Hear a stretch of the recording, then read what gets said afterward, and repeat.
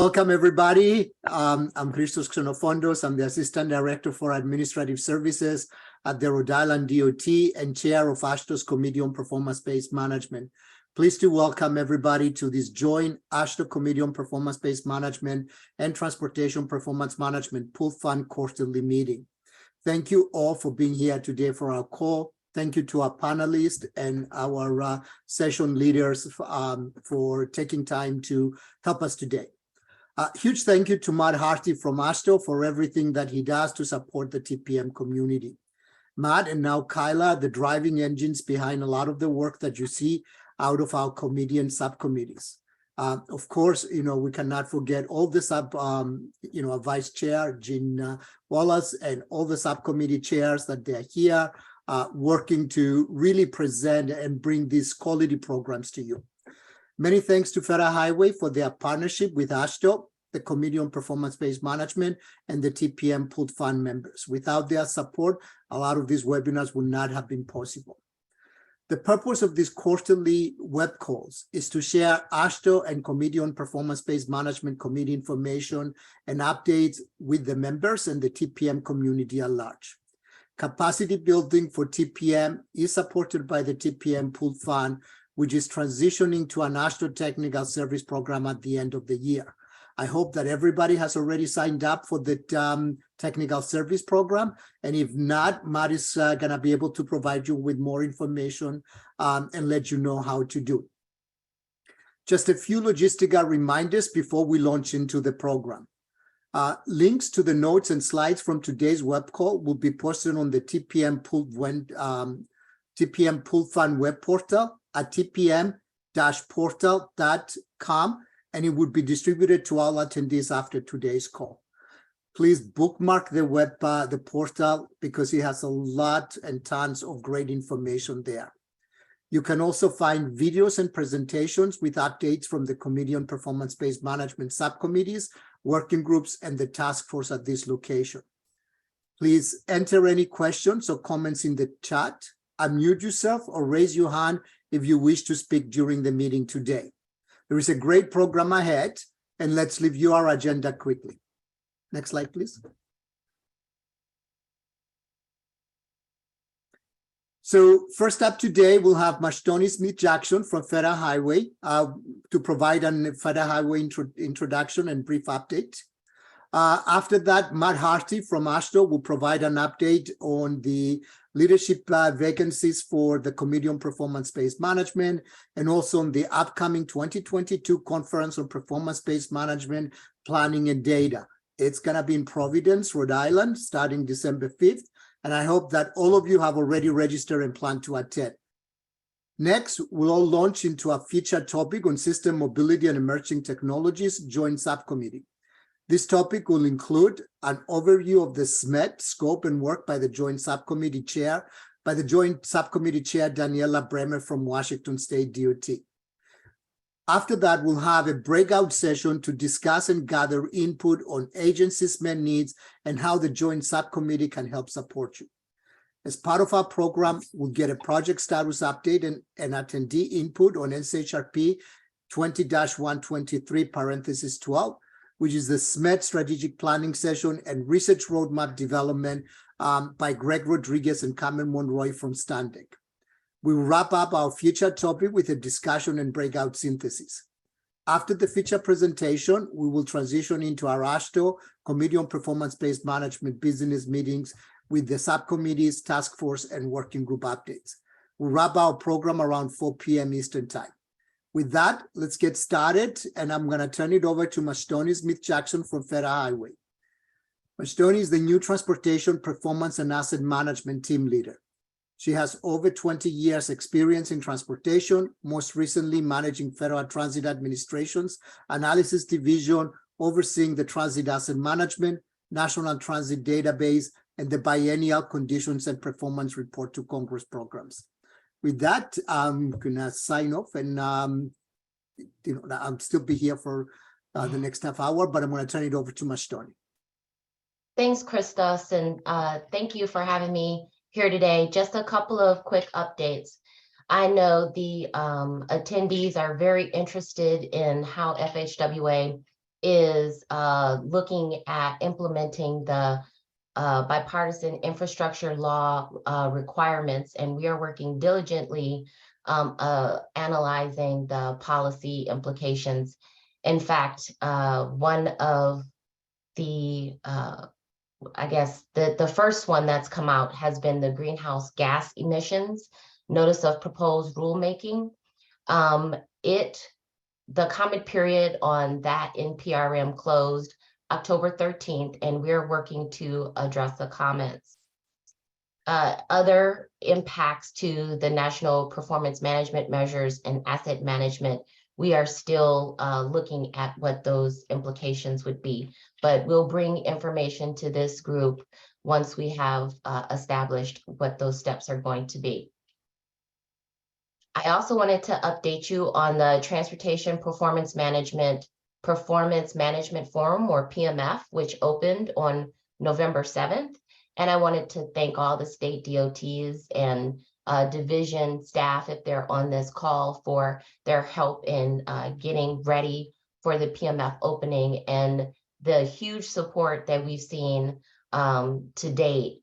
So far already in a week of opening, we have 44 DOTs that have already initiated their report. So I think that even though the delays were unfortunate, it's given everyone time to really be ready when it did open.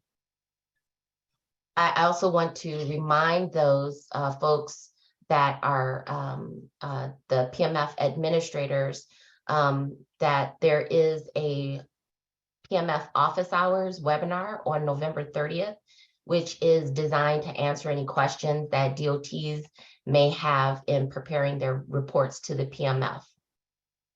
And my last update is really kind of a shameless plug. We have a complete trip data multimodal study that was completed in September, and the forthcoming fact sheet will be posted on FHWA's website shortly. However, Rich Taylor from the Office of Operations will be presenting on this topic at our AASHTO conference Wednesday, December 7th. So if you guys have interest in that topic, I would definitely suggest you come and check him out. And that's the end of my updates.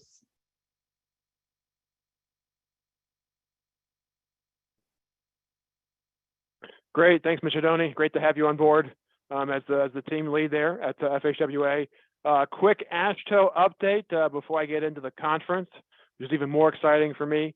So we have a couple of leadership vacancies. So if you're from one of the state DOTs and are a member of the Committee on Performance-Based Management, we are looking for a vice chair for our joint subcommittee on system mobility and emerging technologies. It's the focus of this webinar. Daniela Bremer is the chair of that. And then the other one we're looking for a vice chair on is our policy and rulemaking subcommittee. Paul Deggs from Tennessee DOT currently leads that one. But we need a vice chair for it. So again, if you're from a state DOT, please, and you're interested in getting involved in a leadership position, let me know, and we will get you on the list for consideration. If you go to the next slide, please. Even more exciting for me is our upcoming conference, the AASHTO 2022 Conference on Performance-Based Management, Planning and Data, taking place December 5th through the 9th at the Omni Hotel in Providence, Rhode Island. We have a lot of content that's going to be available for you. The link for the session is tpm-portal.com/2022 conference. I will put that in the chat here, and if Laura, you could bring up the other PDF. Just wanted to go over all the great content that we have planned for you. It's going to begin with a number of workshops on Monday. So if you're a member of the TPM pooled fund, I sent a couple different emails about this to the state DOTs. We do have a workshop that is available for you. Are you going to bring it up, Lori, or should I can share my screen. Oh, there we go.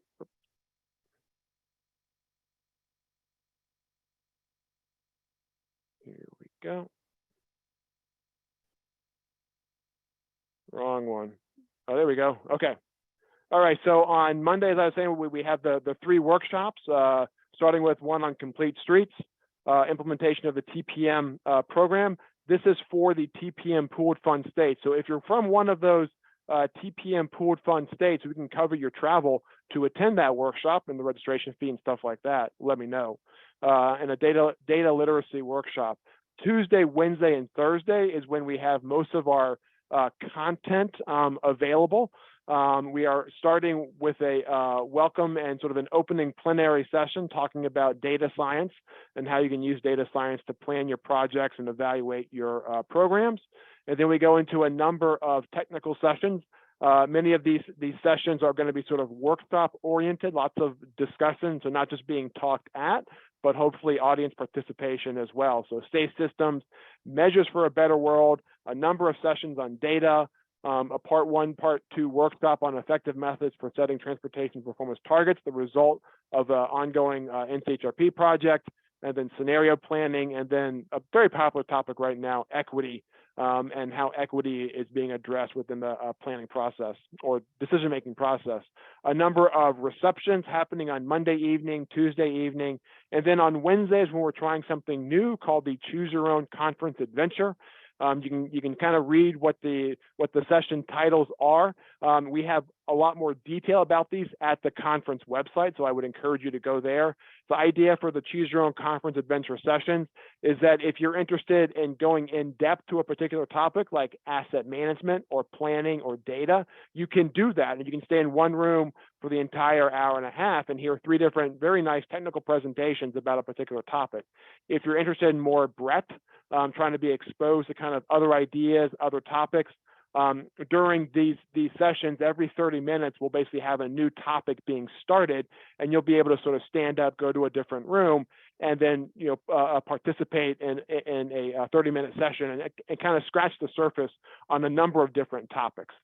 So we're trying this out for the first time here at AASHTO, I think, kind of.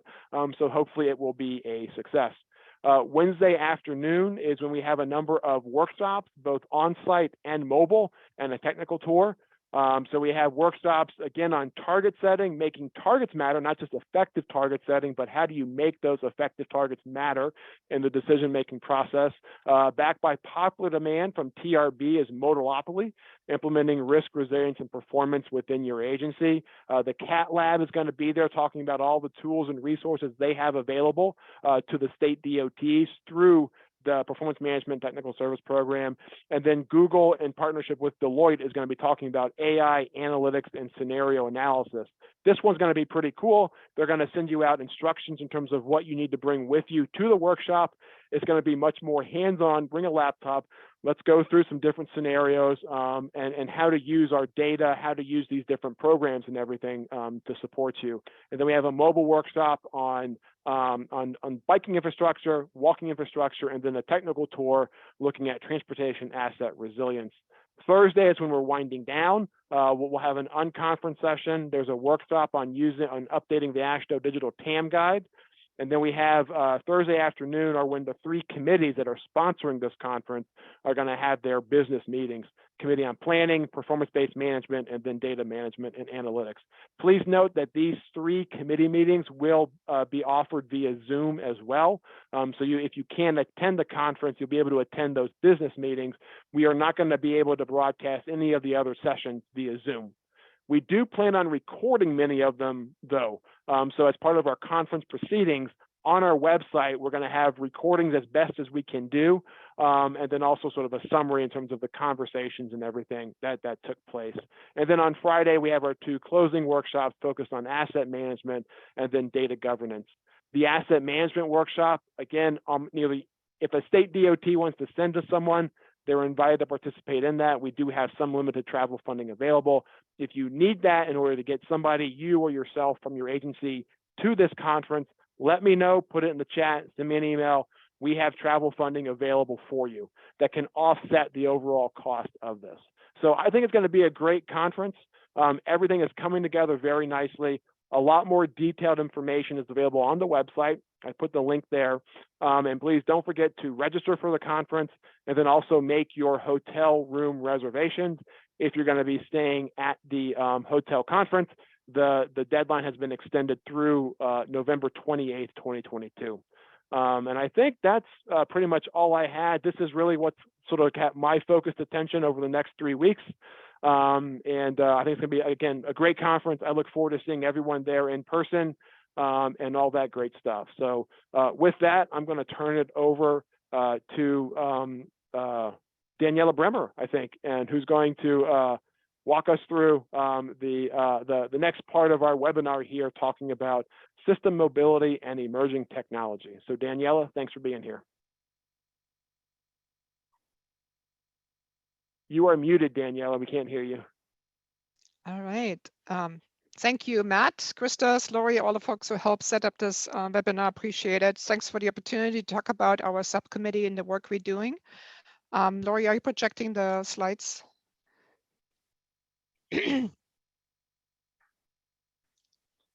Awesome. Thank you so much.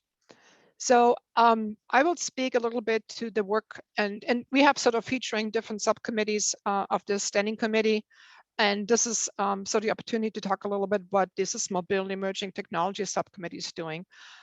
We are a joint subcommittee, and so I'll talk about the scope and how we connected to our standing committees and what we do, and how we joined, not so much on the hip, but in the scope of our work. Let me talk about a work project we're doing today.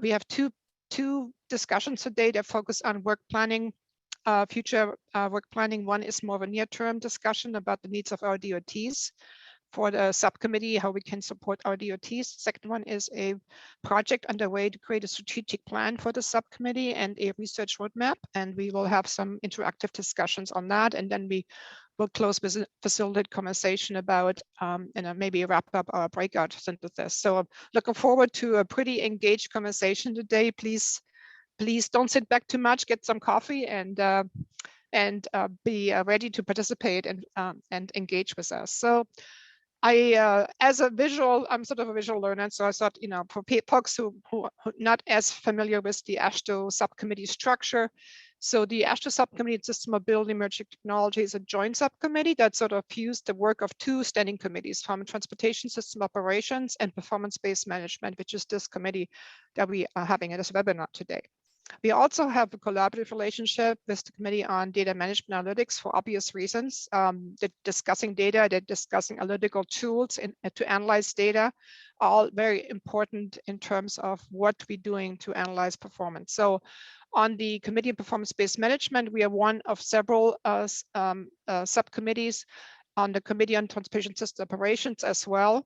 So we have a joint sort of merged activity, and we're trying to meet the needs of both subcommittees and in this particular area, which I will go into at the next slide. So for you guys, visual folks, that maybe makes it a little clearer how we all connected in these efforts. So what do we do? What do we think we're doing? So we began many years ago as a performance management committee, both under this committee and under the operations committee. There was always a need to understand performance management, performance analysis, data. And then at some point we merged to kind of embrace still understanding how system mobility, how our system performs with the strategies we are deploying.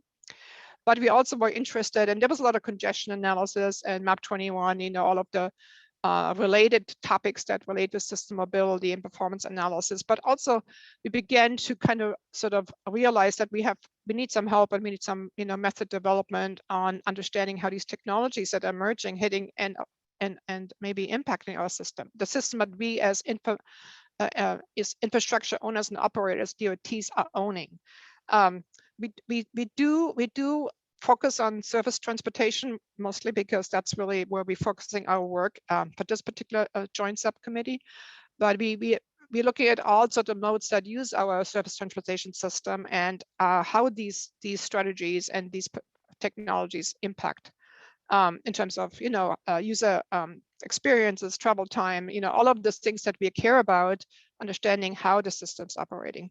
And as of late, there's been a lot of conversation about the need to better understand the impacts of artificial intelligence. We talk about smart work zones, smart maintenance operations.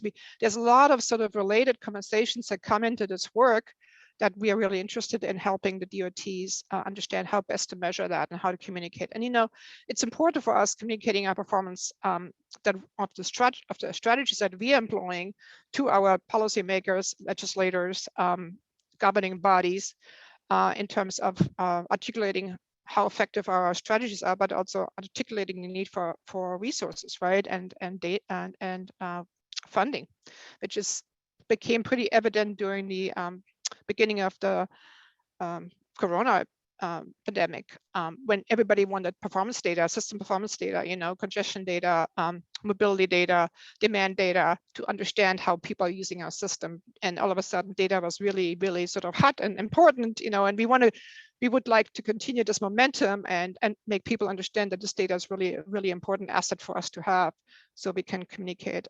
We also sort of looking at technologies that are connected and automated. Obviously, we are not in a place where we are running a lot of automated systems on our surface transportation infrastructure, but we do have some smart technologies that are being deployed specifically in work zone and other operational activities that we would understand how those technologies impact our systems and communicate that out. So a lot of interest to partner with the private sector, also as a performance and topics related to other standing committees under AASHTO. So this is not inclusive or exclusive, but it's a collaborative relationship. So next slide.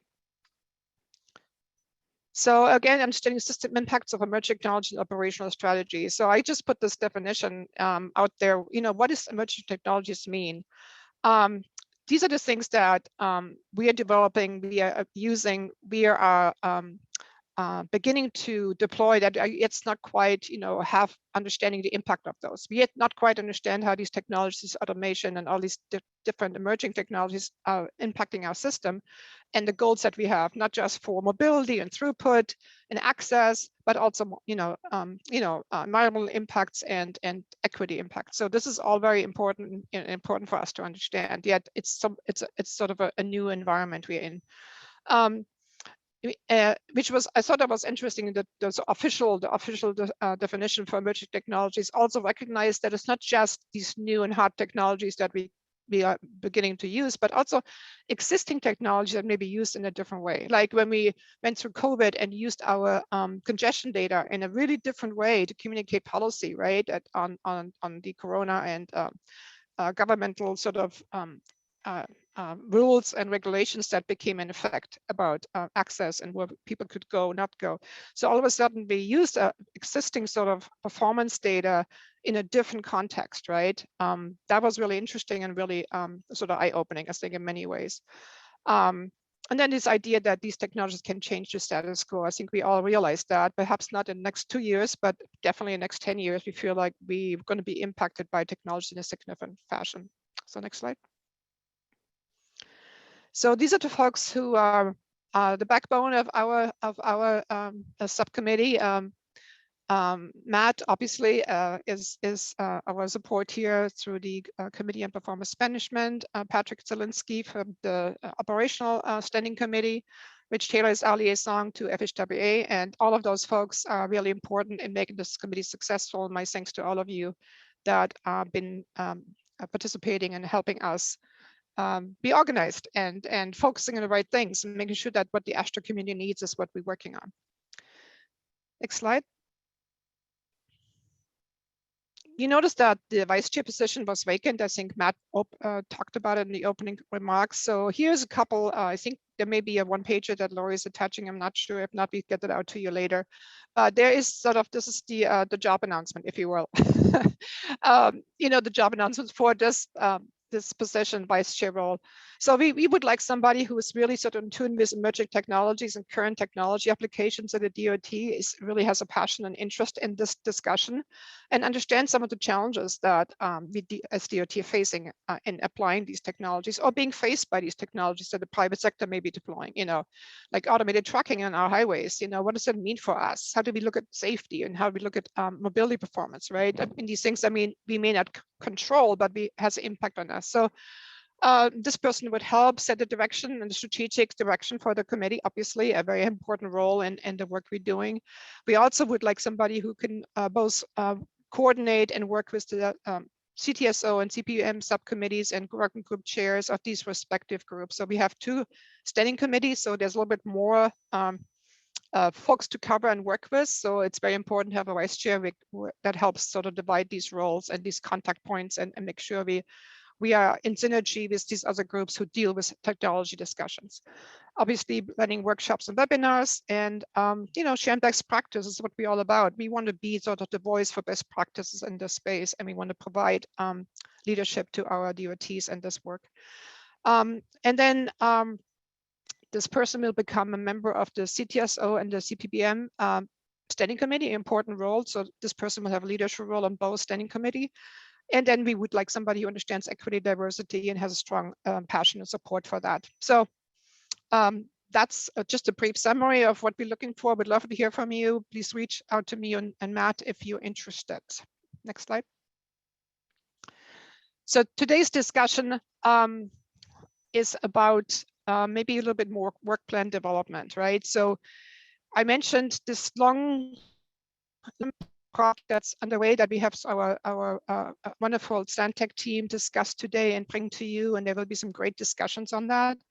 But I will ask you first, that is the topic of our breakout sessions. I'd like to ask you for input sort of short term. We would like to develop a work plan for 2023. While we are not ready to kind of have this long-term project finished and identifying some of the work plan needs, which is 2 years and up to 5 or 10 years, that you will hear about that. There's a little bit of a challenge how far we want to go out, but for sure the next 2 years we will have a work plan out of this project. But up to that point, what are the research needs? What are the the work needs that we have to support you in the work you're doing every day? So we'd like to hear from you. And then we will follow that with the discussion on a longer range strategic planning process. So next slide. This is, I think, it's a jump off point, Lori, I believe, where we jump into but I just want to again say, what are current near-term emerging performance analysis needs for system building operations? What do you need? What kind of topics you struggle with? Which topics are been important for you and you feel you've been successful communicating performance on the system in a way that tracks with policymakers? Is there anything that you need more of? Are there data needs we currently don't have that we need to meet?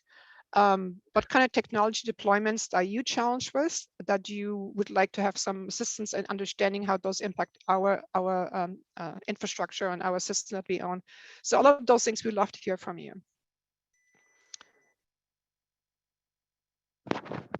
So just as an introduction to the breakout, so within a couple of minutes, we'll have you join a breakout session. You are free to join any of the breakouts. We do have 7 breakouts that we've pulled together. So Carmen Monroy will lead session 1, Greg Rodriguez, session 2, William Johnson, session 3, Hyuna Park, session 4, Jean Wallace, session 5, Deanna Belden, session 6, and Ed Block, session 7. So for those team leads, if you could make sure to join those respective groups. And then once you get into your groups, it'll be important for you to assign a facilitator and a scribe. So if for some reason one of those folks does not show up, if you want to make sure that you get your facilitator set, take just a moment to set up a scribe. Do that very quickly so you have time for discussion. And within your groups, if you could please discuss and record the following. So what are your current and near-term emerging performance analysis needs for SMET? How can SMET help to support those needs? And again, think of this just as a starting point for your discussion. You may want to talk about specific opportunities your agency is pursuing, challenges, or any impediments to emerging technologies integration within your agencies, or any other related topics. You'll have approximately 25 minutes within your groups to discuss and record this topic. We will bring everybody back together at around 2:55 or 3 p.m. And just a final note for scribes, we will have whoever is a scribe send a summary of your discussion to Daniela's email that's on the screen right now, and we will synthesize them and report out as part of our wrap up of this discussion. So with that, I will open the rooms. And if you want to just go ahead and join one of the sessions. Matt, is there anything else you want to let Nope, people I'm good. know? Okay. All right, here we go, guys.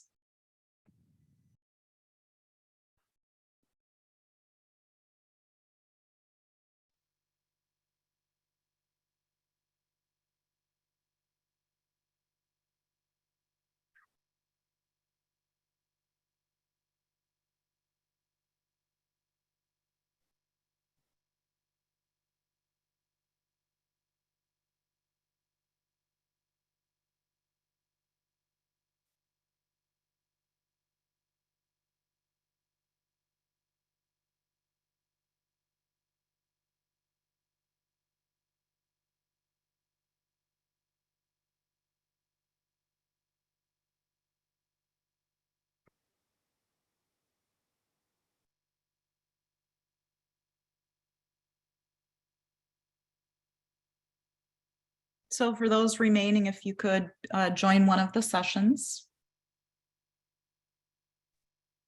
Hello, sorry, I was Hey, taking care. Lori, can I move around between sessions? Sure. Okay. How Yep. do you join one of the sessions? I can't even get on. Oh, so look, there's a button on the bottom that says breakout rooms. Can you see that? Thank you. You have to be smarter than technology. My bad. No, that's No okay. worries.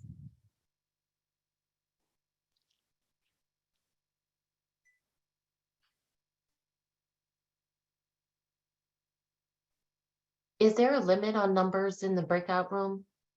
No, we're hoping that we can get, say between 8 and 10 folks per session. So if you do see that a session has a lot of people in it, maybe join one of the others. Thank you for asking. Thank you. Hi, this is Margie Ray. I'm having to participate on my phone because I was unable to do it on my computer. I Okay. don't see a button to go to a breakout session. All right, Margie Ray. I am looking for you. There you are. I will assign you. Okay, thank you. And for those still on, if you don't join a session, I can assign you as well, or if you're having technical issues joining.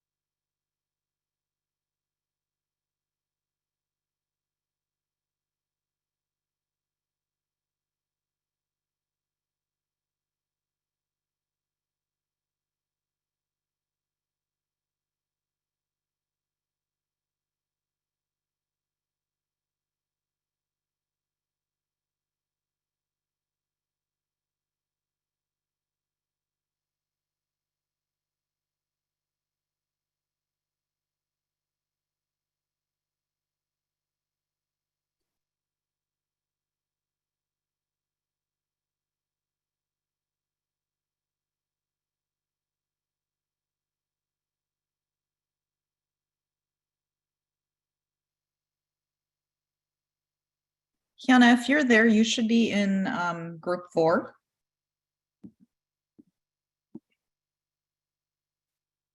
Lori, we decided to disband our group because Okay. it was too small and Oh, even though it said we had 5 or 6, but we were only yeah. 4 and the other groups except for a few were that size. So Oh, everyone went okay.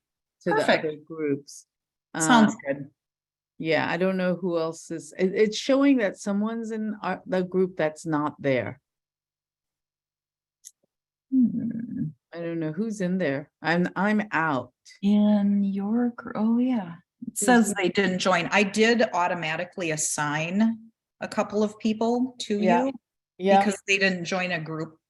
Right. So I'm guessing, yeah. So Yeah. Can you is that it was possible for you to just get rid of the group or not? let me see.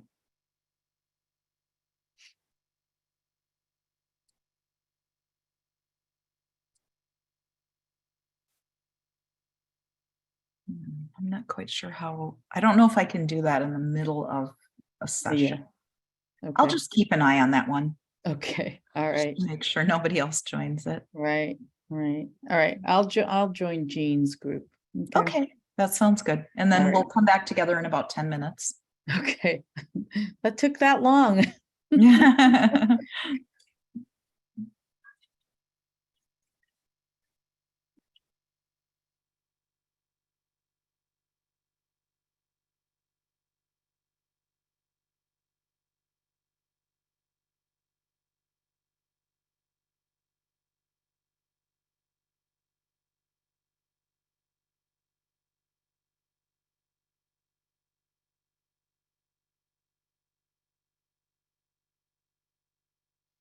Lori, I'm back in the main room, but I am actually going to have to step away for 10 minutes. I'll be back when we come back from the breakouts.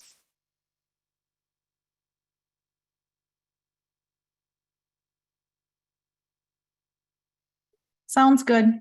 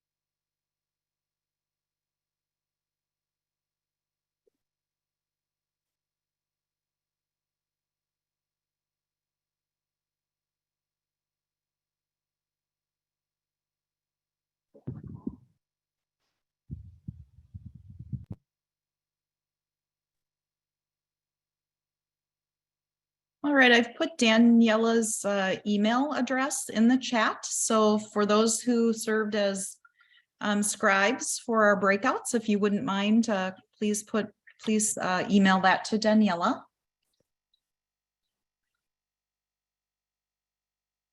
And then Daniela, I'm going to turn it over to you to provide the introduction for our speakers. All right.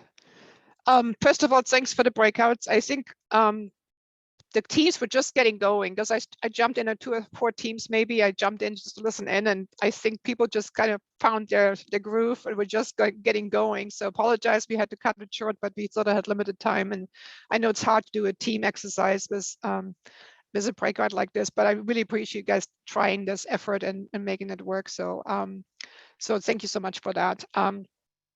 We do have a related conversation that we are about to begin, and that has to do with also work and strategic planning, but in terms of more long range, right? So we were able to get NCHRP funding for a proposal we submitted, and we got funding for NCHRP 20-123, a strategic planning and roadmap development. So we as a subcommittee know to be touching a lot of topics. A lot of subcommittees are dealing with related technology topics. You know, there's committees who deal with CAT and CAV and AV. There's committees who are dealing with data, with analytics, as we know.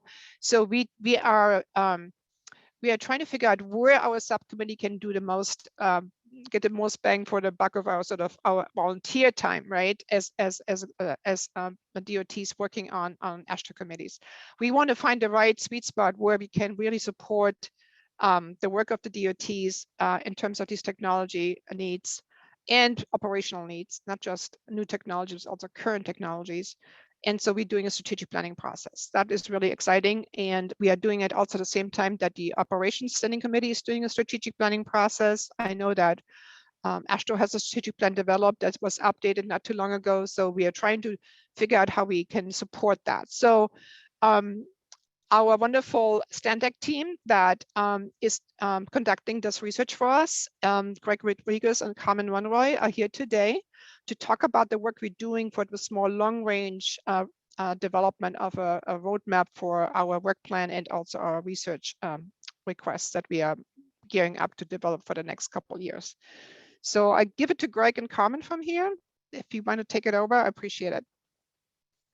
Sure. Thank you, Daniela. And I agree. We were just getting into a groove on our conversation. So I think, you know, if this sounds good to you, Daniela, what we'll do is we'll pick up to talk a little bit about what our research project has been working on to date.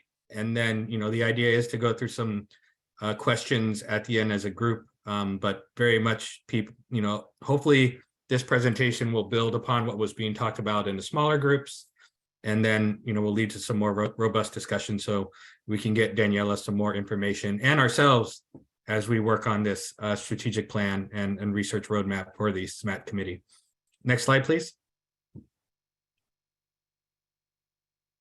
So, you know, what we hope to talk about today are introduce you to the project team, a little bit about the project objectives with help from Daniela, give you all an update on where we are in the project tasks, our findings to date, and then inform you all on some next key steps, including a survey that we'll be releasing next year.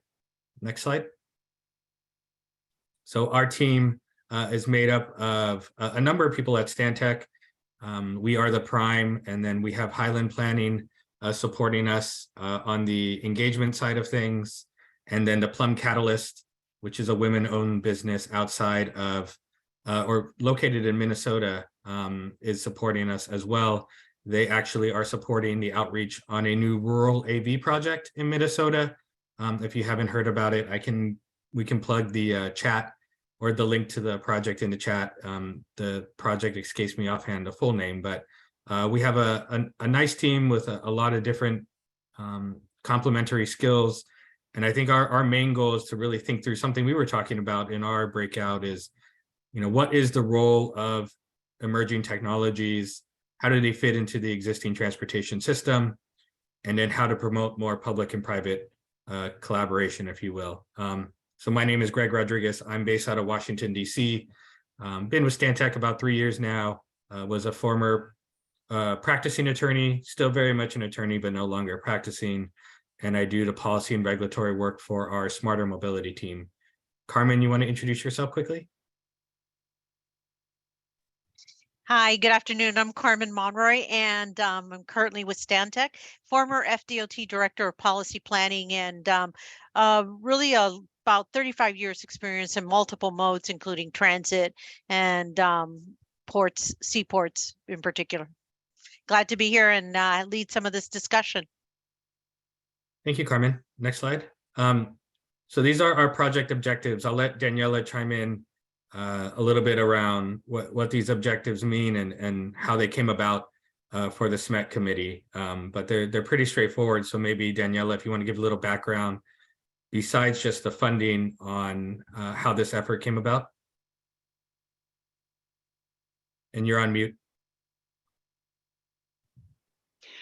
We did, my colleague and I, a couple of colleagues and I did an exercise for AASHTO a year and a half ago to identify what AASHTO groups and outside groups, TRB and ITIS America, working on technology related deployments and dealing with technology impacting the system. We came up with 55 committees, working groups, of task forces that have a discussion on performance and system impacts and onto the technology to some degree. So we realized that that's a lot, right? There's so much going on in this space, and and I know there's this sort of question, when are these technologies really coming to bear to really impacting our systems, right? Because there's obviously a delay from what was anticipated 5 years ago. So we decided we want to do some strategic effort to say, what is the best place for our subcommittee to make a difference? Where do we leverage our work and those of our volunteers to help the DOTs dealing with these topics? So we set out for a 10-year strategic plan with a 2-year action plan, so near term and long term. Also, we are talking right now about, is 10-year really smart, because things are moving and shaking really fast, and we perhaps having a 10-year plan may not be the best way to deal with this topic. So we would love to hear from you, and I think Greg Bob is gonna bring that up too. Is it really a 10-year or is it a 5-year strategic plan? But anyway, so that's what we did in order to begin this work and even begin to suggest the research proposal. If I missed something, Greg, please fill it in. No, that's perfect. And please, I want it to be a working conversation with Carmen and yourself as well. I'm just a preparer of the slides, so just going through them to start. So the project tasks are on the screen in front of you. Where we are right now is the focusing on the engagement strategy, which involves the development of the survey that'll be coming out at the beginning of next year. And then the emerging technology identification matrix/narrative that we're working on and looking to finalize very closely, but wanted to have this chat as well, because I think you all might have some input on what are the types of technologies we should be focusing on from a resource perspective, and then also a practical perspective. As we had on a previous slide, the goal of this project is to help develop implementable solutions that also align with the objectives and jurisdiction of DOTs, if you will. Next slide. So, what I'm excited to be doing as part of this project is kind of thinking about how do all the tasks that you saw on the previous screen fit together and build off each other. And the reason that we made this a circle is that, we already know that the moment that this strategy is done, it's going to be outdated. That's just the nature of technology and the way it's moving right now. But our main goal is to make sure we're providing a foundation to continue to build from. And, we really appreciate the opportunity to really think about emerging technologies and how they fit into the transportation system, and very much understand the resource constraints, the various hats that you all are wearing. Obviously, everybody is tracking everything happening around electric vehicles right now. That is a monumental task to add on, everything else you all are doing with you thinking about intelligent transportation systems, trying to model around the potential for connected automated vehicles. There's a lot to focus in on. So, as part of this project, we're hoping to develop a roadmap that aligns with where technology is, where it's headed, and where we think DOTs can prioritize resources. And then it's something that needs to be revisited, hopefully often, as technology continues to advance. Next slide, please.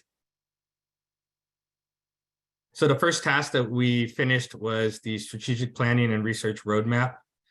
It was a scan of identified research, but also policies put into place by state DOTs, some strategies that have been put out by various nonprofits. And then also, we also looked at some strategies or policy approaches that have been put into place by local governments as well. Again, just trying to think about how do we tackle this emerging ecosystem of new mobility innovations, and how do they fit into the existing transportation system.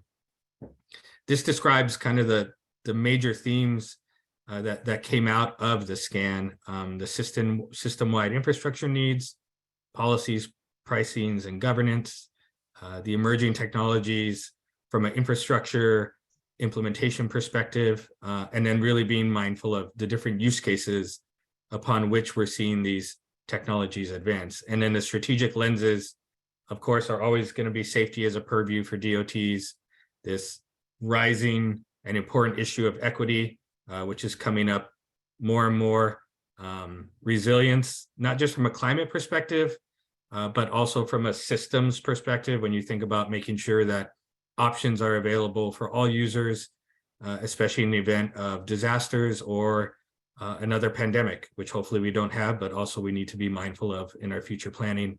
And then sustainability and funding. I think, to me, obviously, being an attorney and thinking that way, the policies, pricing, and governance is something that I'm really dialed in on for this project, and thinking about, do our existing governance structures, are they what we should be working on, focused on, or are there ways to help those evolve as we're thinking about a changing transportation system? If we want to leave the existing transportation system behind and move forward, then maybe we need to be adapting and moving our governance and regulatory approaches forward as well. Next slide. These were some key takeaways. I believe we'll be making this presentation available after, as part of your all's materials. So I won't go through them all. I do think, the one that for the purposes of this meeting that we really want to be talking about is that second bullet point there, which I think is interesting. I think there's a conflicting conversation around what infrastructure might be needed to support future technologies. From an automated vehicle perspective, you do hear the private companies saying they don't need any infrastructure improvements, but then there are things related to signal timing, communication with signals, or even remote operations, which, whether we like it or not, does involve broadband and connected technologies. So, again, just being realistic around future infrastructure needs. And then the second to last one from the bottom is the operational impacts. We do a lot of work around modeling. As we're thinking about improving our existing transportation models, how do you model for potential integration of technologies that are still on the horizon, if you will, or still coming to fruition? Next slide, please. Our engagement strategy, just want everyone to know we're very mindful of survey fatigue. So what we're doing right now over the next couple months is really refining the survey to have the right amount of questions, and then getting it to the right people. We will definitely be leveraging this network, Daniela's network, TRB. That's why we want to release the survey in January, getting some momentum new year and during TRB, and really leveraging all the various committees that people are involved in. But to really focus in this conversation and this outreach to the right people that are really thinking about these issues. And it will involve also a public meeting or a virtual meeting that will be invite only for engagement based on survey responses, and wanting to also make sure we have a broad representation of rural and equity focused communities as well, and state DOTs. And then we'll have a kind of final engagement, vetting the recommendations, and then of course the vetting that will happen through the AASHTO process. Next slide. So the technology matrix is what we're really focused in on right now. We're approaching it hopefully through a state DOT lens, really thinking about what is the responsibilities of state DOTs, what are these use cases that seem to be on the near term within that 2-year timeframe that Daniela mentioned, but then also thinking, long term as well, and then how to really help DOTs think about prioritizing resources as well. And these are, you'll see in the middle, obviously, is the state DOT perspective, and then these are the 5 different use cases that we're really focused in on from thinking about an operations and performance standpoint. Next slide. I think some key themes in the development of the matrix that we're seeing, which hopefully, foster some conversation as we get to the questions. A lot of it is infrastructure focused. A big question on everybody's mind as we push forward with electric vehicles is how do we pay for future infrastructure needs? What are these new revenue models that are going to be needed with declining revenues from the gas tax? How to manage allocation of right-of-way. I think a good example of that is, for those of you that have been engaged with CAVNU, what is the role of the private sector in operating and potentially managing right-of-way? I think that's a fascinating question from a legal perspective. When you think about the future of goods movement and freight hubs, how does that align with the ongoing conversation around zero emission vehicles and repurposing assets very close to highways to potentially support freight hubs and the advancement of more middle to last mile delivery services, especially if they're automated as well. And then, I think we are incumbent to have a conversation around standards. What standards are needed to support interoperability? When we think about, I'm sure some of you are looking at inductive road charging. What is going to be the standard if that indeed comes to fruition of the technologies that need to be placed on vehicles? And again, going back to electrification, we see this playing out with NEVI funds and them needing to be used in a way that allows for broad adoption and 24/7 access to electric vehicle charging. That doesn't necessarily fit in with some of the proprietary models of a Tesla or Rivian with their proprietary technology. So again, important conversation points that we're trying to tease out through the emerging technology matrix that will then inform the survey as well. Next slide. So these are our next key steps. Working on the survey development through the end of the year, the survey release in January and February. We'll be having an interim meeting with the project panel and then the first stakeholder engagement meeting in April. So we look forward to keeping you all informed on the project's progress and hopefully connecting with you all and the right people to help fill out the survey and provide feedback on some of the questions we're asking as we continue to prepare the strategy and research roadmap.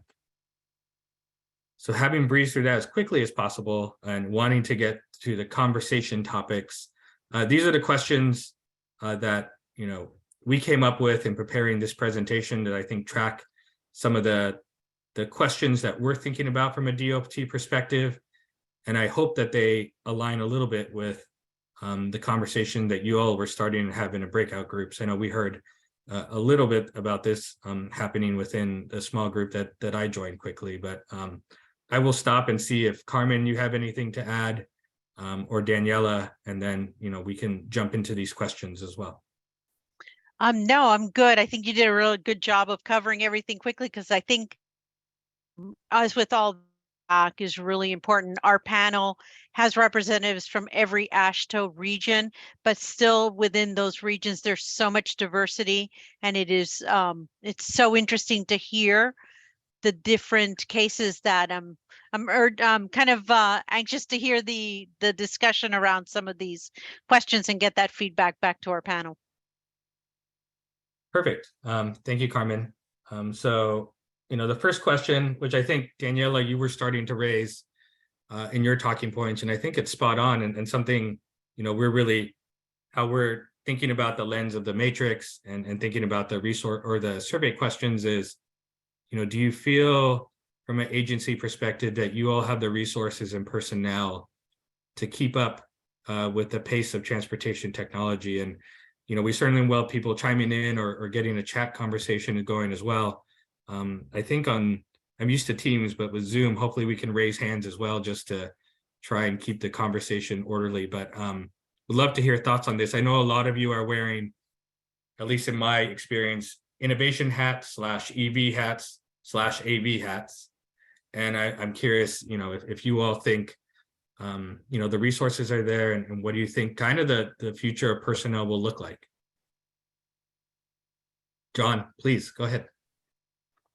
Well, first of all, I like this question, but I would also, if it does not include this, I would also have some question or some part 2 of this question to talk about supporting in some sort of sustaining maintenance kind of mode of any kind of transportation technology integration. Because to me, it's a lot easier to get the funding and to get something built and implement it. It's a lot harder to have the funding, the resources, the maintenance staff and so forth to maintain it. So I would suggest trying to add something like that to the question, because I know at least in Arizona, that's where we struggle. And talking to other states, I know they do as well. Great. Thank you for that comment. That's helpful. And I think that, feeds into again, just because NEVI is very much on my mind, it's great to install this infrastructure charging network, but how are you going to maintain it over the long term and then make sure it's integrated nationally? John, I have a follow-up question for you. Do you think it's because of the rapid change in technology, or is it just the financing, more related to the financing, that capital is easy to get, or not easy to get, but capital is funded in most of our current systems and not the ongoing operations and maintenance? Well, there's certainly that. The O&M is not funded, so we have to come up with our own funding for that. But there's some other things to consider, at least in our state. And again, and talking to some of my peers, I think they have a similar situation. We can't add headcount.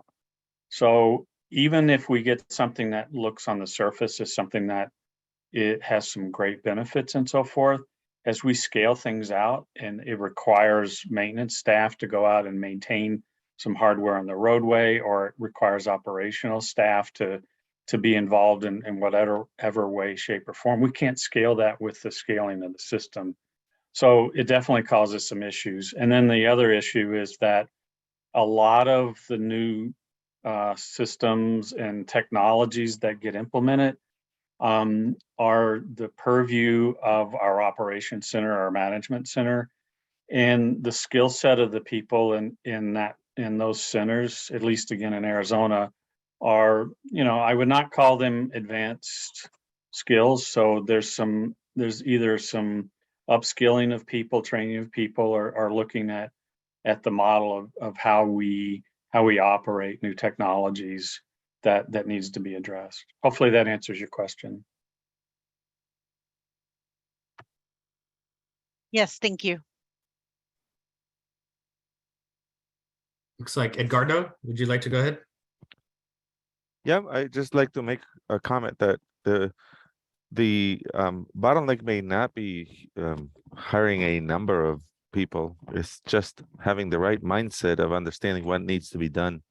And even on that front, we tend to see the end product in a demonstration and not understand what it takes to get that product out. And sometimes 90% of the work doesn't get you the product. You need 100%. And you may have 90%. But understanding where you really are, I think is just as important as knowing whether the workers, the headcount can manage things. I think both of you are raising interesting comments, and I definitely want others to chime in on this first question, but I think that is a segue into kind of the next point is, what is the role of private sector around the operation of emerging technologies on roads? So in our breakout, we started talking about replica data, and there's this fascinating new tool around anonymous location information, but there's also skepticism around who's creating the product and what are its goals. Even with, Edgardo, your good comment around pilot projects, who is the pilot project going to benefit, and is there going to be a long-term investment from the private sector around the pilot project? So I'm just curious if anybody has any reactions on the first two questions, or definitely on what do they believe the role of the private sector should be?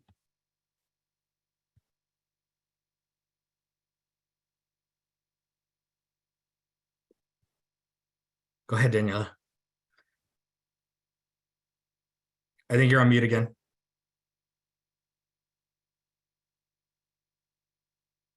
You're still muted, Daniela. There you go. Okay, I'm sorry. I had clicked the button, but I guess I didn't go all the way through. This is a good question, and I really don't want to be the only one talking here, so I hope somebody else chimes in. But I do feel like the role of the private sector. So what is the role of the public sector? Let's maybe ask the question a little differently. I mean, I'm getting to your question because we as a public sector have a overriding responsibility to safety and equity and access for all, right? Where the private sector has a responsibility to their, potentially startups, the investors, or maybe their, shareholders later, if they're public, they have a different responsibility, right? And they're going to look at technology that is scalable, that has a commercial potential, that can be used to gain revenue. It's a little different, whereas we have a broader responsibility for all system users. And that sometimes creates a conflict, right? Perhaps you want to deploy something in an area that is already pretty well served with public transportation options, or has a population base that is economically more affluent, who can access other things that we don't have to provide a lot of options. I don't know, but they're going to go where the market is, right? Whereas we have to go where we can make sure that the broad population base has access to services. And I think that can cause a conflict. And so we have to be the gatekeeper, right? As DOTs, we have, as IOs, we have to be the gatekeeper. While we want that relationship, we still have to say, wait a minute, when you deploy this here, how are you going to sustain this after you test this? What is the role of that service in the broader context of the communities we have a need for this kind of service, right? And I think that is hard because we often don't have the resource to partner with the private sector in these technology deployments. We don't come to the table with money, but we come to the table with a lot of responsibility. And I think that creates sometimes a conflict. And it goes to the data too, because our committee is about analysis of data. So do we have the access to the private sector data when they do deployments? No, right? We tend not to. But how do we get there? How do you build a trusting relationship that's productive and allows us to understand the impacts of those services? So I think that's an interesting conversation, but I'm sure I don't have an answer. I just think it's a conflict sometimes. I think that's an interesting point, Daniela, and something we've been thinking about around. There seems to be short-term tensions around this question and the implementation, but to your comments, the long-term goals align. Like with the use of innovation, hopefully we can realize the important goals of state DOTs, but at the same time, help the private developers of these technologies also make a profit. That's not a bad thing, but hopefully in furtherance of the goals to support what we need for a safe, effective, equitable transportation system. And I guess to kind of put a hypothetical out there that we've been thinking a lot about, when we think about emerging technologies, I did a lot of broadband work in my previous life, and the use of franchise agreements. I mean, would people have reactions to potentially using a franchise agreement approach to certain corridors with, in the exchange for being able to operate on corridors, and building out the infrastructure and maintaining it, that company like a Waymo, let's say would have exclusive access as an AV company and get priority access to lanes. Putting all legal questions aside, I do think it's interesting to think about, a franchise approach to our infrastructure, if anybody has any reactions to something like that, which may also dovetail with John's comments around not being able to bring on extra staff, that franchise approach does allow you to get access to, the resources of a private company. This is Alan Ward. I think the franchise approach. I think it is interesting, but I think it very much depends on the technology that you're trying to install. I mean, it's something, I've been involved with the NEVI program in New York, and it's something that we've thought about, but it's boiling down to where, the gaps in our system, for instance, are in extremely low volume areas. And, no one at this point is going to develop those areas on their own. So, establishing franchise for those areas, I doubt if we get any takers. I do think, for emerging technologies, there is a definite role for the private enterprise, because they do have the expertise, if nothing else, in how in what the technology is, how it works, and the ability to maintain it. I think a huge problem that we have is legal. I think we're finding with the NEVI program, how do we fit a system of statutes in Title 23 that are intended, can work pretty darn well for, public roads and bridges, but how do we fit those into a package that's also attractive to the private sector? It's a tremendous challenge. I think one that I think needs a lot of work. Thank you, Alan. Appreciate it. John, looks like you have another comment. Well, I like how Daniela posed an alternative approach in that, what's the role of the public sector? And this may have been touched on in that the private sector, especially in emerging technologies, especially if this is a new technology or the company is new to the sector of transportation, they may have a certain amount of investment that they've received. They got a certain amount of time before they burn through that investment. There's a lot of challenges from the private sector, I think, to get some sort of market penetration with new products or services. I guess when I think of it in those terms, I understand it. They need to make a profit. They need to try to get out in front of their investments, and they're in a competitive position, so they're not going to necessarily be as forthcoming with some of the insights to their technology. I would look at it from the public sector as well, as how do we as people in this part of this domain work together to ensure that we've got a longevity, a solution that we make a big investment in something and 2 years later the company's gone. Or how can we work together to better understand what's going on? I mean, I learned a lot about Waycare from talking with Nevada DOT and RTC, and not talking with Waycare. So I mean, I think there's some opportunities for us to share what's going on, and I know we do that via peer exchanges and so forth. But to me, that I like the emphasis on what can we do as far as working together to better understand these solutions and bring something that's going to have some longevity to it to our business. I think we need a wrap, Greg. Yeah, sure. Maybe. And I want to take 5 minutes to give an update what we learned in the breakouts, if that's okay. So hey, maybe Daniela, I'm sorry to interrupt. Eduardo had his hand up for a little bit. Maybe we can just quickly go to him and get him. Okay. Just very quickly. I'll be very brief. I think we have to keep a focus on what's the common good here, so that there is a fruitful ecosystem for innovation subsequently, and that we manage the common good. That's the role of the public sector. if we give away something to somebody that's going to take over and own the public good, then it's not going to be as successful. That's my point. It's a very basic philosophical economic question, but I think we need to take it up. No, thank you, Edgardo. And next slide has, I just want to put our contact information on the screen. You know, as Daniela knows, we'll be spearheading the strategy. Hopefully we'll get a chance to come before you all again and talk about the survey that's out.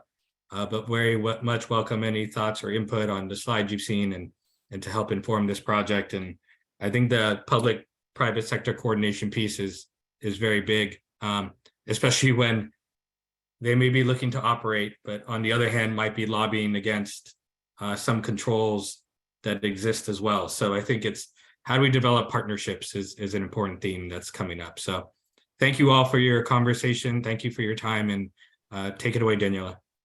Thanks so much. That was great. Great conversations. And even so we sprung these breakouts on you, you guys did some really great thinking in the breakouts. So I'm just going to touch on a couple of those that sent me some notes, and I cannot cover everybody's great notes here. I apologize in advance, but so some of the things that we identified as a near-term needs, again, the next sort of year or two that we subcommittee can take on, perhaps the before and after studies. How do we do it? How long before? How long after? Right? What's the right time frame to do these studies in order to communicate the benefits of a particular project?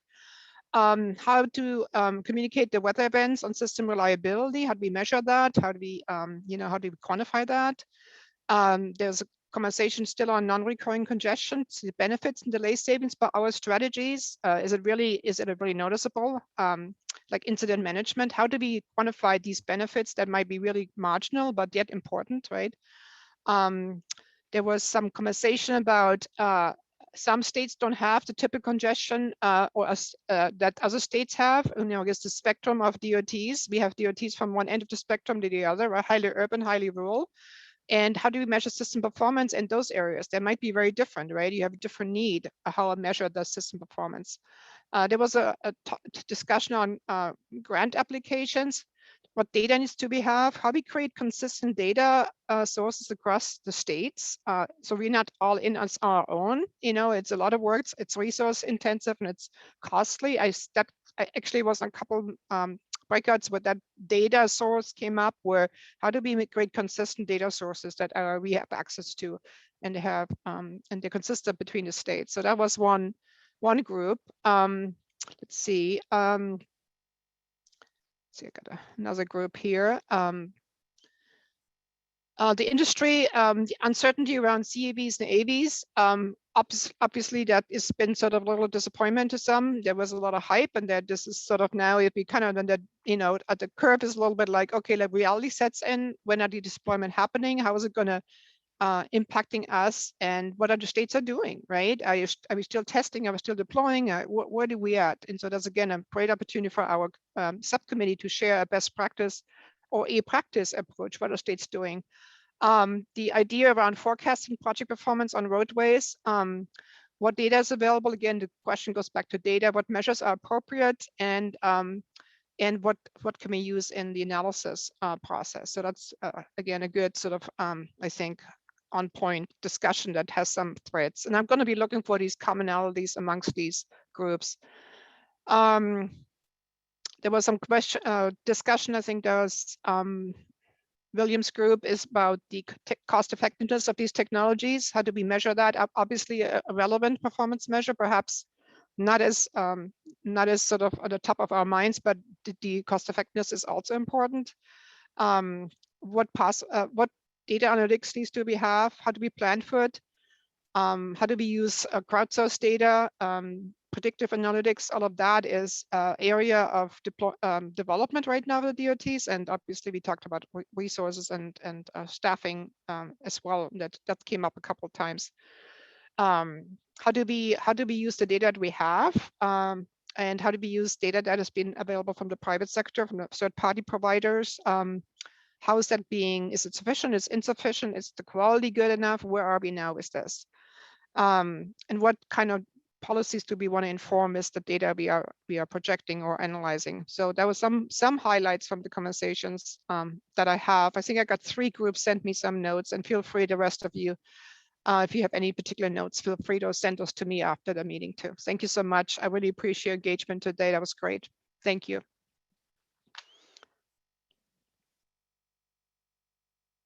To you, Matt or Lori. Matt, we'll turn it back over to you. Thanks, everyone. So I think we were going to see, is Jean still on? I am. All right. So I think as the vice chair, because Christos had to leave a little early, Jean was going to sort of walk us through the business meeting for the Committee on Performance-Based Management as our esteemed vice chair, newly appointed in the past couple months. Esteemed, it might be a little bit too early to judge whether I'm esteemed or not, but I appreciate the opportunity. I'll jump quickly to a policy and rulemaking work group update. And Matt, I believe you're going to do that since we're looking for a new chair. Yes. So not a new chair, a vice chair. So Paul is still around. Sorry. Paul, I mean, just so people know, Paul he is stepping down as the chief engineer from Tennessee DOT, I think in preparation for retirement sometime next year. So if you read the tea leaves, I think we will need a new chair as well. So we are looking to sort of strengthen the leadership for the policy and rulemaking work group. The key thing that this group was doing over the past quarter, believe it or not, was responding to the GHG notice of proposed rulemaking that came out from FHWA.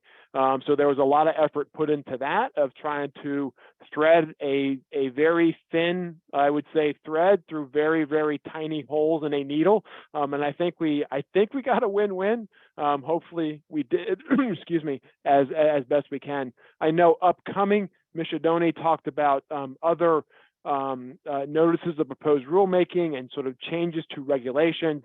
This is the group that will be looking for those notices that come out and then putting together a plan to get comments from state DOTs and then submit those eventually to the docket for USDOT and FHWA to consider. So please don't forget about the group.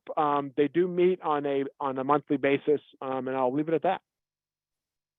Great. Thank you very much, Matt.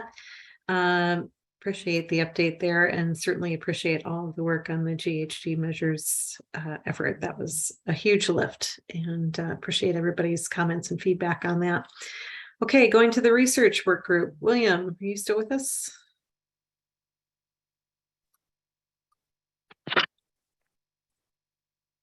Hey, how's it going? Hey, William. Yeah, so research needs statements were due to be submitted on the 1st of this month. Just a quick update. We did submit 5 research needs statements for full NCHRP. Hey, we're talking about emerging technology. Well, one of them deals with capture, process, optimize asset inventory condition data. We also have a series of risk management related, dealing with maintenance practice, new performance measures for risk management, as well as linking TPM, risk management, and process improvement. And then the last one is truly performance measure related, advancing comprehensive performance measurement of transportation outcomes. So some interesting things there. I'd say that these are just proposals at this time. There will be another action there where these all get numbers and they'll start to go out for review. At that time, I'm not sure when the next TPM meeting is, but I'll be pandering you to, especially if you're with a state DOT, to go through and make sure you're talking to your research directors and that they're prioritizing our priorities. Next slide, please. If you want to check out what the details are surrounding those submitted statements, always the research management system, yes, again, it does say TAM portal, but also, yes, again, it does cover the performance management, risk management, system mobility, emerging technologies, and asset management are all within that research management system. And you can check out the details there. I think that we'll be restarting this needs for FY25 beginning in January at the TRB annual meeting. I do plan to be there, And so I'll be working with our sister committees on asset management. That is AJE 30, Amy Flannery. I am the research coordinator for AJE 20, which is performance management, and also Alyssa Ryan with strategic management, AJE 10. There are some other sisters that we're trying to bring in. No, we need a break. No, we need to start again all over. The problems just keep mounting up, Matt. And I think that also is, we do have a series of synthesis topics that are on the research management system, and you'll be able to view them there. And I think we'll be continuing to collect information on that. Those will be due in February. So hopefully I'll get back to you next meeting with some updates on here's the numbers of our RNSs. Let's go through and make sure they're priorities. Thank you. Thank you very much, William. Thanks for all the work that you're doing with our work group for research. We had a lot of statements this year to go through and prioritize and determine which ones to submit. And thanks for making that process bearable for all of us. And I think we submitted some good ones this year from our committee. All right, moving on to Professional Development and Technical Services Coordinating Subcommittee. Ryan Huff with Nebraska DOT. Hello. Hello. Welcome. Yeah, don't have too big of an update today. I think Matt gave a pretty comprehensive overview of our conference that we have coming up at the start of December. Just reiterate the need to get your hotels sort of reserved. Our block expires at the end of this month. One thing I was trying as Matt was giving his presentation, I was trying to think of all the things that I would add to what he said. There wasn't much. The only thing I'd just add is that just to make sure when you register, if you've registered already, that you had a chance to identify the workshop you want to participate in on Wednesday afternoon. Several of those have limited space in them. So if you haven't had a chance, I know for some of you like me, if you registered early, some of those options weren't available. It's beneficial to go back to into your registration. I did it earlier this week and identified and added the session that I wanted to participate in. So it's not that it's very intuitive, changing and adding your Wednesday session if you haven't done that. So otherwise, I think that's the update for now. Sounds good. Thank you for that reminder. Appreciate that. All right, next up is the Task Force on Emerging Performance Areas with Deanna Belden and Kelly Travelby.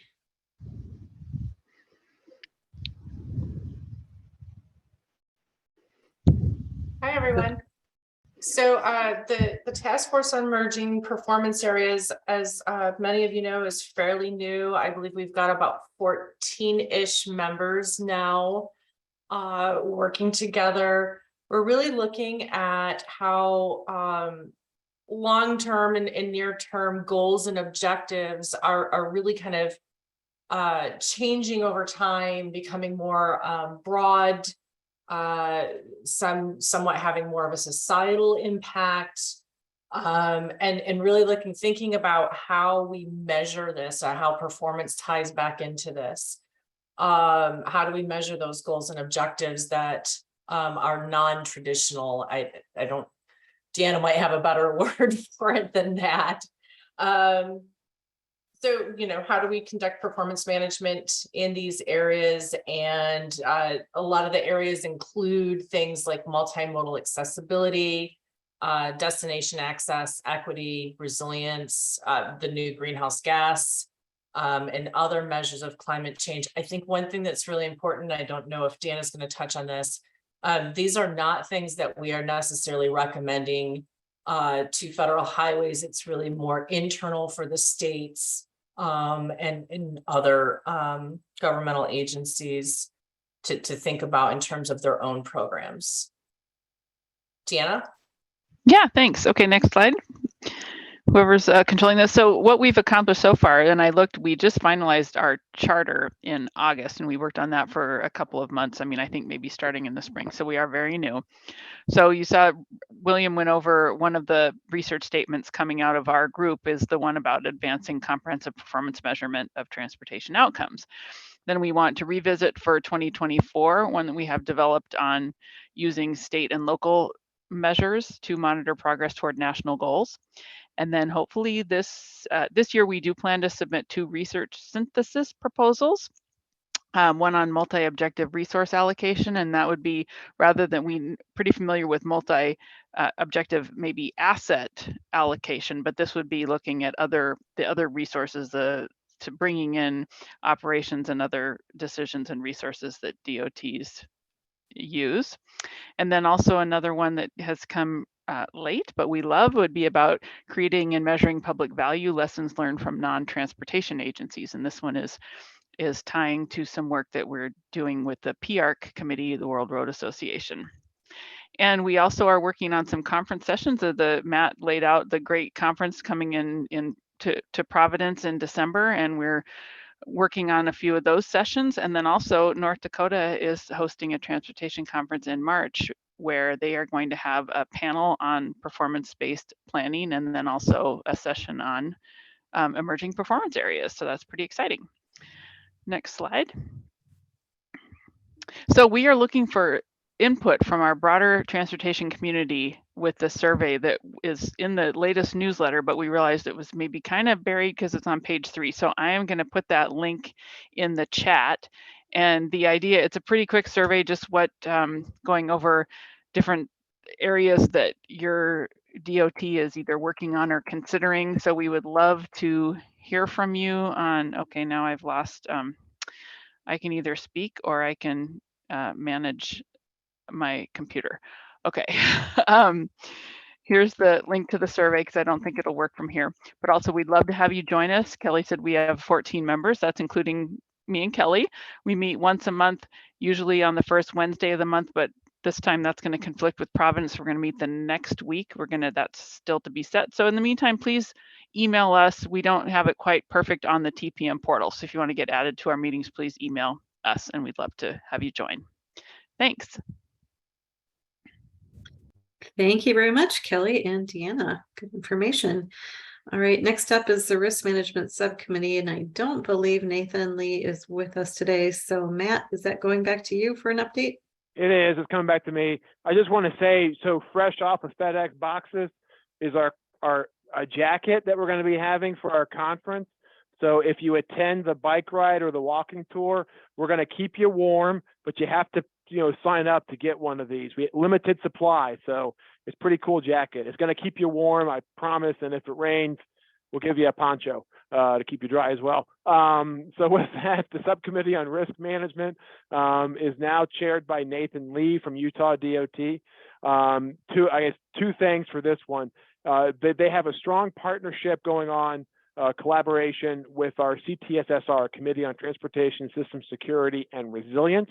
We submitted the AASHTO Transportation Asset Risk and Resilience Guidebook through NCHRP last year. That panel is meeting for the first time Thursday and Friday of this week to get the RFP for that large project together. So that's public information, just letting everybody know that project is going to be moving forward. In coordination with that NCHRP project, the reason why I bring that up is that we also, we also are forming a joint task force to support that larger project. And that's where we're going to be asking for technical expertise from all across the AASHTO committees to be part of the joint task force that can provide that subject matter expertise to the project panel as that NCHRP project moves forward. And then finally, for all those states that are currently developing their RIPs, the resilient improvement plans, or trying to address risk within their asset management plans, we do have a joint sort of working group or community of practice that is focused on risk and resilience at the technical, the person doing the work type level. And if you're interested in joining that community of practice, it's like email discussion as well as a monthly conference call where we just get around, just sort of, talk about what the current issues are with developing your RIPs and stuff like that. Let me know. I will get you added to that monthly calendar appointment and that email distribution list. And that's all I got. Great. Thank you very much, Matt.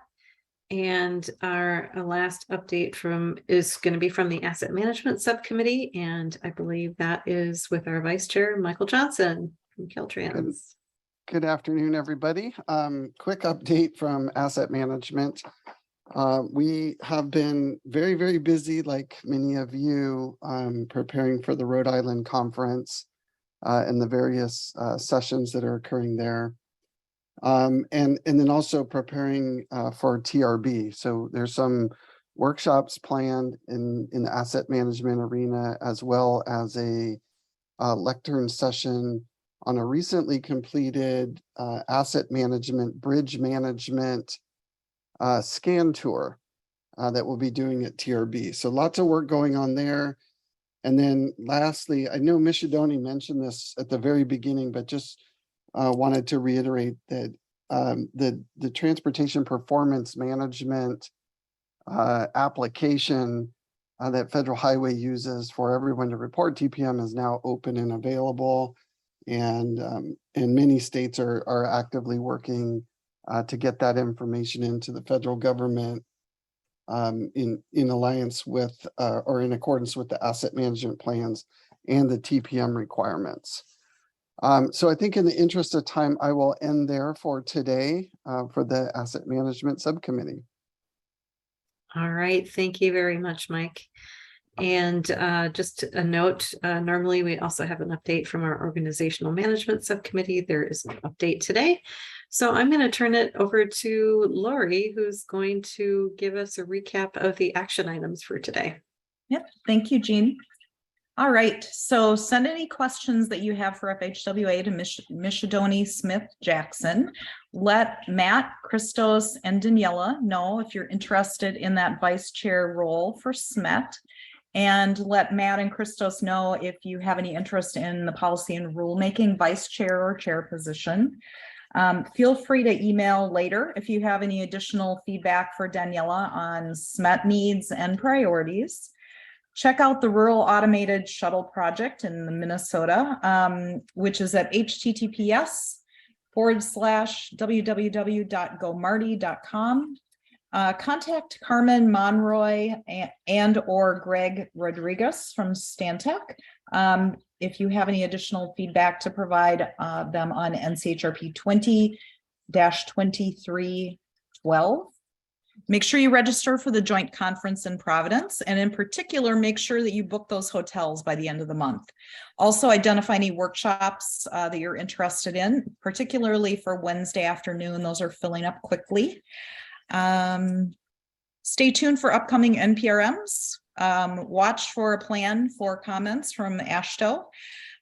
Research area will be looking for folks to help prioritize.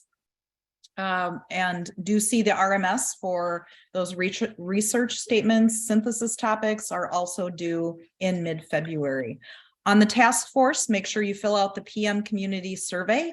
That link is in the chat. We'll also provide that after the meeting. And do feel free to join the new task force as well as any of the other subcommittees that you may have interest in.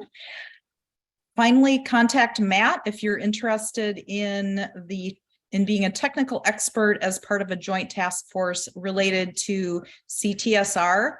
Also, there's a joint community of practice related to RIPS focused on risk and resilience. So contact Matt for either of those. With that, I will turn it back over to Matt to wrap us up. Jean, you want to wrap us up? I can certainly wrap us up. I'll put in another, I appreciate Lori's last note there about the risk and resilience task force. Just put in a plug for that. Really good discussions in the meeting that we had last week. And it's a really helpful group, almost like a community of practice as we're all going through this together. So I appreciate that group has been established. All right, so this concludes our program for today, and I really want to thank all of our attendees, including the TPM Pooled Fund and CPBM members, for participating today. Special thanks, as always, to Matt Hardy from AASHTO and our FHWA partners, especially Mishidoni. And finally, to our subcommittee, task force, and work group chairs and co-chairs for all the great work you do. We really just couldn't do any of this without all of you and your leadership too. Just a reminder that the notes and materials from this meeting will be posted on the TPM portal. And thank you, everybody, and have a great day.